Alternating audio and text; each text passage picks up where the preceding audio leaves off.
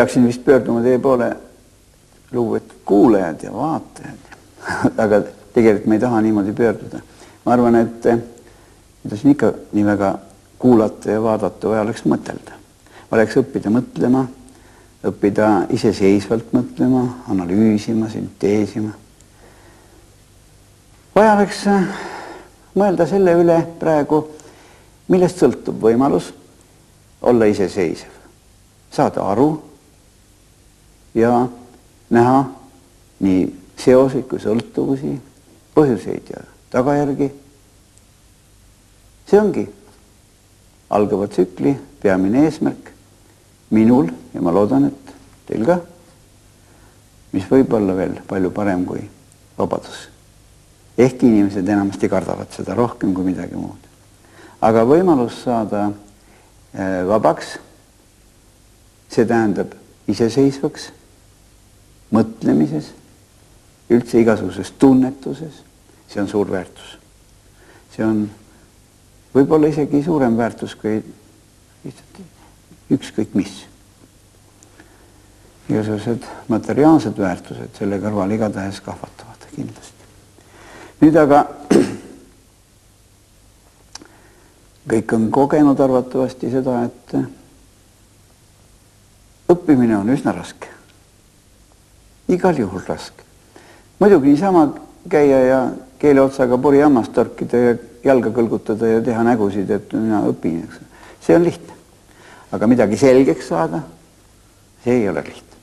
Siis tuleb süveneda. Siis tuleb leida küllalt palju aega selleks, et tõesti algusest lõpuni mingi mõte läbi käia. Aga siis peavad olema veel suur hulk teisi eeldusi.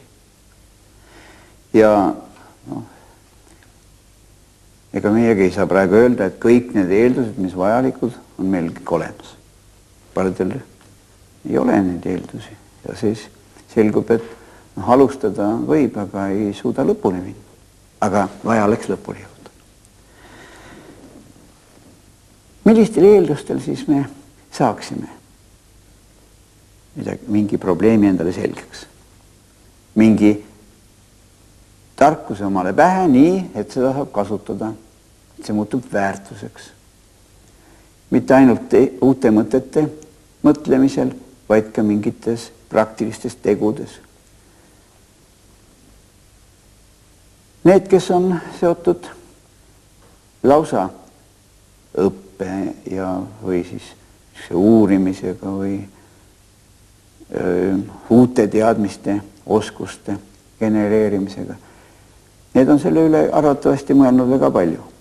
Aga meie kursus, see tsükkel, mis täna algab, ei ole mõeldud spetsialistidele, mingite kõrge kvalifikatsiooniga asjatundjatele selles valdkonnas. See on mõeldud nendele inimestele, kes tahaksid endale alustuse selgeks saada, kes vundamenti rajavad, kes alustavad iseseisva mõtlemise õppimist, sest kahjuks suur osa senisest eluteest kulges nii, et teadmisi on kogunud üsna palju, oskusi vähe ja arusaamist napilt.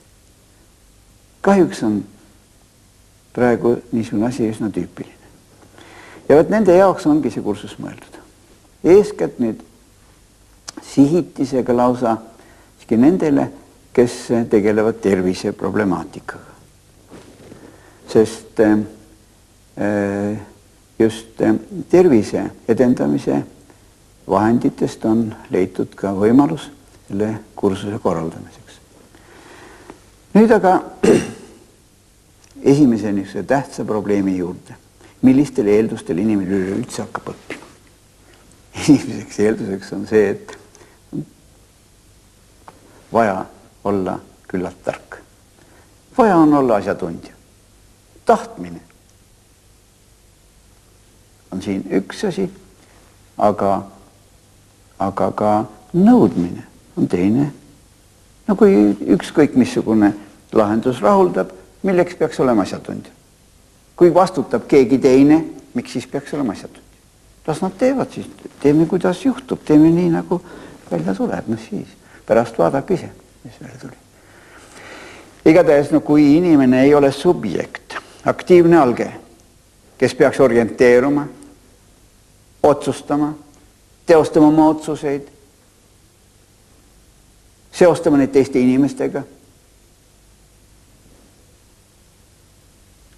korrigeerima, kui vaja, ja vastutama lõpuks selle eest, mis välja tuleb, aga vastutama ka selle eest, mis jäi tegemata või mis nässu läks. No, kui sel juhul peab, kui see kõik on, siis peab olema asjatundja.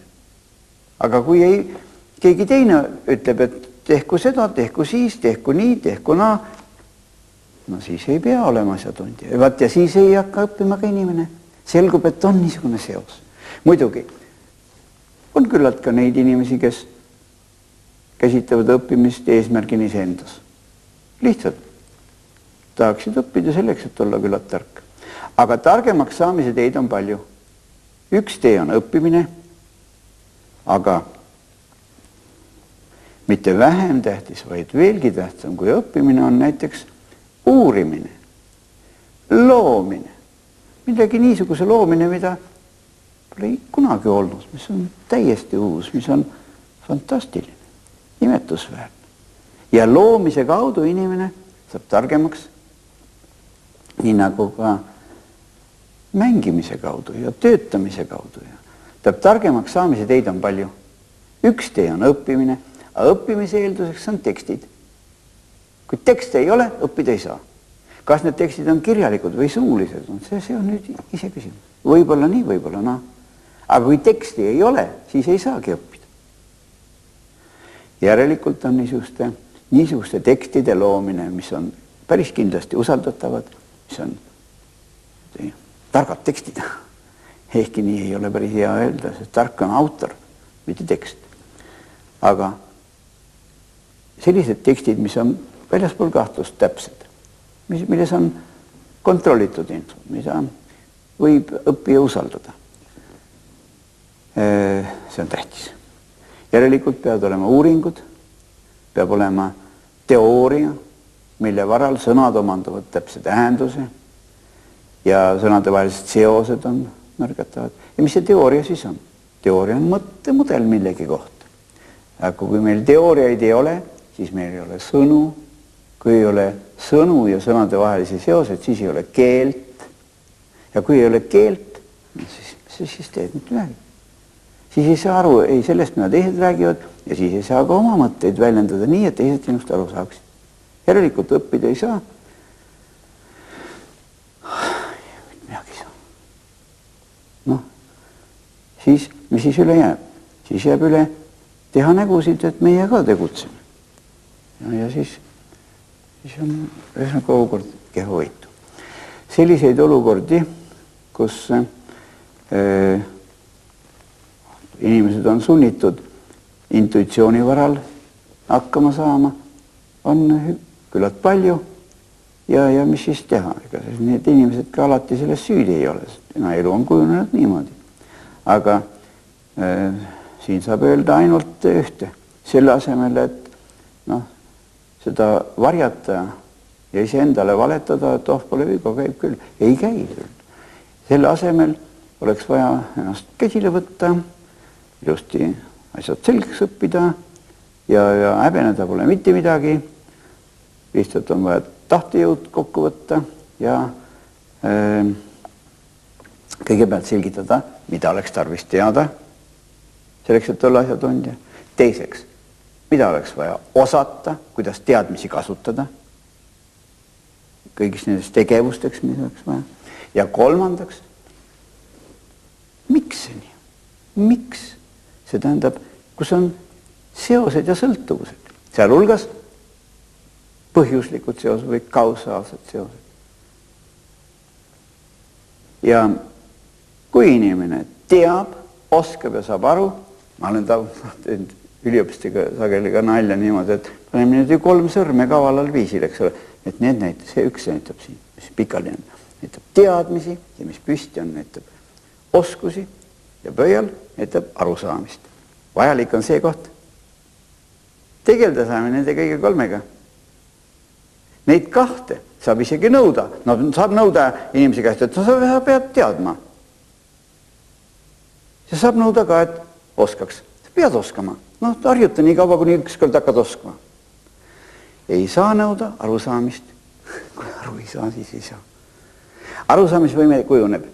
Tekib nagu ime. Tekib siis, kui on eeldusi ja kujuneb elamus. Inimene saab pihta. Tunneb ära,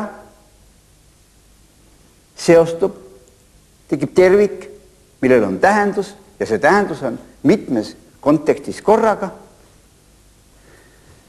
Õppimise üsna tähtis on ka see, et peas on juba inimesel mingi kärg või mingid riiulid, kuhu ta paigutab selle, kuhu paigutub see teadmine. Ja mitte ainult teadmine, vaid teadmine, oskus ja arusaam koos. Sest väärtuseks ongi nende ühtsus, mitte nad ükshaaval. Siin on üks mõte. See on nüüd, need on niisugused detailid, mille juurde on võimalik juhatada ka alles siis, kui habe on üsna all juba ja kui see, ega